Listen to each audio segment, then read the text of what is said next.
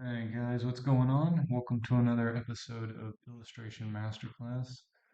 Today we are looking at the artist Alvaro Jimenez, and as usual, I'm terrible at pronouncing names, so do forgive me, sir, if I mispronounce your name. We're going to be looking at some of his illustration work. As usual, I include the links to his social media and his art station in the description box below. But yeah, let's get right into it. Let's take a look at some of this stuff. So, some of the first things it is that I notice about this piece, there's a number of different things, but for one, we have this very strong compositional element, which is the this V shape that is created, and you can notice that, for example, this V shape that's being created by these um, by these wings here, and the way it is that these are coming out, connecting, and then these are going this way. There's a couple of different things it is that we can notice about this. For one, we could say that all of these are going in one direction, right? So you could say in a lot of ways that this image is very well organized, right? Because everything has its reason for being placed where it's placed, right? This is art and pointing down towards her. This is art and pointing back, right? Um, and so are these things, right? Like he has these really nice shape designs that are kind of repeated throughout the image. You know, you have like this very strong curve on this side, and then it turns into a blade here, here, here, and then we have that same thing over here, right? And then again, the same sort of thing, right? So we have like these somewhat repeating shapes. They're not completely the same, which I think is pretty important. Um, but they're all angled in a similar way, and they're all pointing us back here. So it's almost like this kind of swooping circular kind of motion through the image, right? Now this is used also to set up the framework of the illustration because we want to direct our eye to the viewer to where it is we want the viewer to look immediately, right? And that's another reason why it is that if we look at the image up close, we can see that the background is obviously blurred, while the character in the foreground is much more crisp in their edges, right? She has strong edges throughout the whole image, as opposed to in the background here, you have faded edges, and there's not as much contrast in the background, right? And so obviously we want the point of contrast to be where it is that we're looking, which is her face. And so we can find all the different things it is that this artist is using in order to convey that to us, right?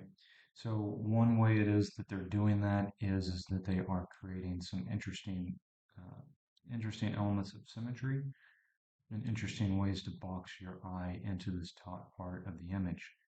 So, for example, we have this weapon here. And notice that it's not straight, right? If it was straight, it would feel very odd. You know, if I just take a shape like this and I just make it completely straight, it's going to feel very odd compared to the rest of the image because nothing else in this image is straight. And it would also not feel organic. Whereas the design it is that this artist has of it here feels very organic, right? Now the other thing is that there's a lot of the swooping curves, the back and forth curves, right? You have this that goes up, you have this that goes up, and then you have it going this way. And then when we get to the shoulders, it's like this, and like this, right? So you have this kind of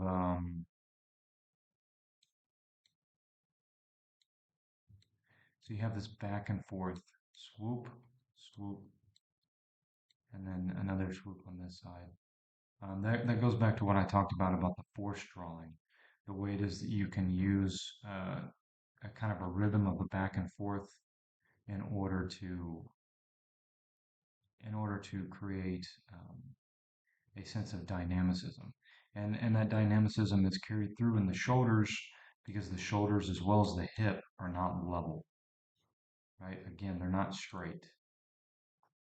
And then when we look at the face, we can see that there's obvious points of contrast, such as right here. We have this strong black shadow shape, and then we have this strong light shape that is portrayed on the side of the head, right? Same thing here, same thing here, right? And so this creates a lot of contrast because there's a lot of detail here. There's a lot of detail in the face itself.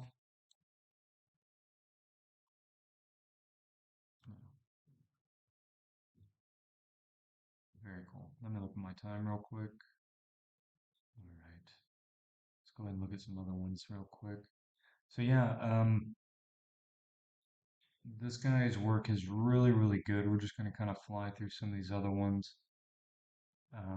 You can see the same sorts of things it is that I'm talking about, right? Like we have this kind of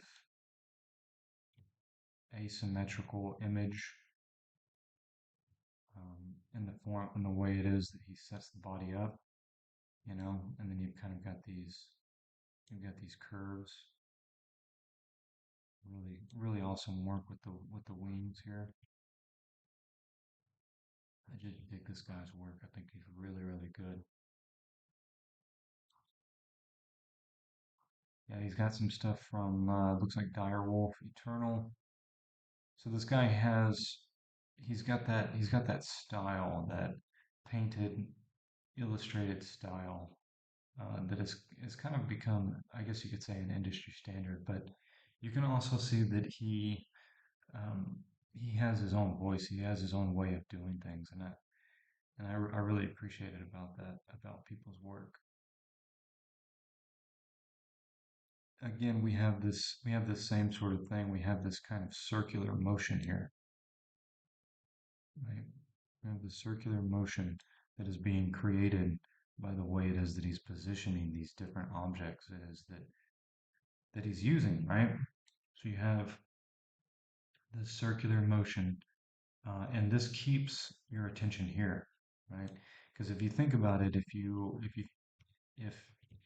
if this was pointing off this way and this was pointing off down here, it may work, but typically artists like to set things up to where it is that there's a motion that your eye goes through in the image, which gives the illusion of, of movement in the image itself. Um, and I think that he does a really, really good job of that. Even with stuff like this, where it feels like it's very stationary. It's definitely not, right? Because he has this nice curve that's leading us into here, and then it's coming down here, and then we're getting this curve that's taking us back up, right? Um, Very well done stuff. He's got a lot of variety of stuff, and he's just really good the with the way that he sets his compositions and stuff up. So yeah, I'll probably do another video on his stuff at some point, but I've included the links to his work in the description box here on YouTube. And thank you guys for watching, and take care.